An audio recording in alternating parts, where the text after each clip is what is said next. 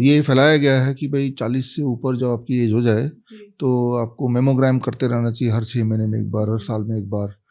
तो अब इसमें क्या होता है कि बहुत ही कम लोगों को पता है कि mammogram causes cancer. Mammogram causes cancer, ये आप बिल्कुल क्लियर सुन रहे हैं। मेमोग्राम से कैंसर डायग्नोस नहीं कर रहे हैं आप, उसको कॉज कर रहे हैं। सिंपल बात यह है कि मेमोग्राम का मतलब होता है कि ब्रेस्ट को ऐसे दबाते हैं, जितनी अबाउट 20 kg के प्रेशर से दबाते हैं और उसको स्कैन करते हैं, रेडिएशन देते हैं, उसका एक पिक्चर लेते हैं। Radiation itself cause cancer. आप कोई भी अगर फल लेते हैं उसको दबा के बहुत अच्छी तरह दबा देंगे, उसको छोड़ देंगे तो जल्दी से वो सड़ जाएगा क्योंकि उसके अंदर के सेल टूट जाते हैं। तो same thing happens inside the breast. तो मैं क्लियरली ये बोलना चाह रहा हूँ कि ये एग्जाम्पल दे रहा हूँ कि कुछ ट्रैप्स बनाए हुए हैं महिलाओं के इर्द गिर्द और उस ट्रैप में फंस के फिर उसी चक्कर में पड़ जाते हैं। कैंसर था नहीं। और जिस तरह से मान लो पिंपल्स होते हैं, बचपन में मेरे भी होते थे, लोगों के होते ही हैं। तो पिंपल्स होना कोई बीमारी नहीं है, आते हैं और अगर ना छेड़ो उसको चले जाते हैं। लेकिन हमें से कुछ मेरे जैसे लोग बचपन में जैसे ही आया तो खरोंच दिया, फिर आया फिर खरोंच दिया। जितनी बार खरोचेंगे आपको पता है कि उतनी बार बढ़ता रहेगा।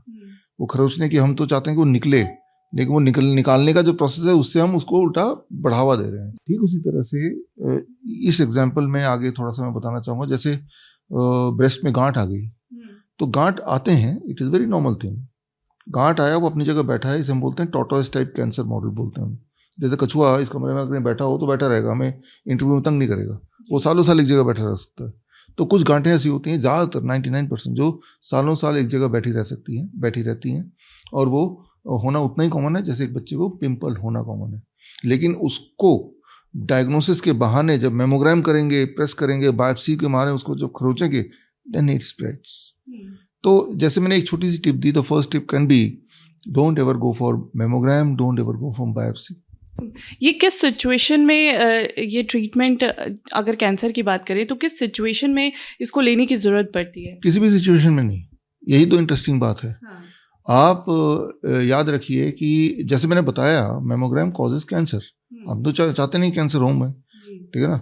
और अगर मान लो एक बार को पहले से भी है कैंसर तो भी mammogram is not going to help, क्योंकि वो उसका पर्पस है ही नहीं। देखिए ये तो जो मैं बता रहा हूँ ये लाइव हर जगह जाएगा, है ना। तो मैं तो ये भी चैलेंज कर रहा हूँ, जो लोग बोलते हैं, जो डॉक्टर आपको बोलता है कि मेमोग्राम कराओ, तो आप मेरी किताब पढ़िए, rabbit tortoise model for cancer cure, मेरे वेबसाइट में फ्री डाउनलोड है bishrup.com में। तो आपको एविडेंस दिख जाएंगे, पूरे दुनिया के जो एविडेंसेस मैंने इकट्ठे करके डाल दिए हैं। तो सबसे इंपॉर्टेंट बात है कि आपको अवेयरनेस होनी चाहिए कि भाई जो गलतफहमियां फैलाई जा रही हैं वो एक ट्रैप्स हैं, है ना। मान लो आप एक दुश्मन के इलाके में गए, जंगल में लड़ाई चल रही है बंदूकों से, तो वो दुश्मन क्या करता है, ट्रैप लगा जाता है ना, कि आपके पैर पड़े और धमाका हो जाए, अपने आप ही मर जाए, उनको कुछ करना ना पड़े। वैसे ही ना आपके आसपास कुछ मेडिकल इंडस्ट्री के ट्रैप्स हैं। पहला ट्रैप मैंने आपको बताया, मेमोग्राम नहीं कराना है, किसी भी कीमत पे नहीं कराना है, किसी भी कीमत में नहीं कराना। जो असली कैंसर है, मैंने देखा जो हमारे 20 हॉस्पिटल्स हैं उसमें 20% पेशेंट कैंसर वाले आते हैं। जो असली कैंसर वो बनता ही तब है जब उसको छेड़ते हैं हम, मेमोग्राम से छेड़ें, बायोप्सी से छेड़ें, एफएनएसी से छेड़ें, पेट स्कैन से छेड़ें। ये सारे टूल्स हैं कैंसर को बनाने के, राइट। तो रेयरली कभी ऐसा होगा कि इसके बिना कोई कैंसर हो गया हो, खासतौर पर ब्रेस्ट कैंसर। बड़ी से बड़ी बीमारी का आसान से आसान इलाज घर बैठे ही हो सकता है। अधिक जानकारी के लिए कांटेक्ट करें नियरेस्ट डॉक्टर BRC clinic@home।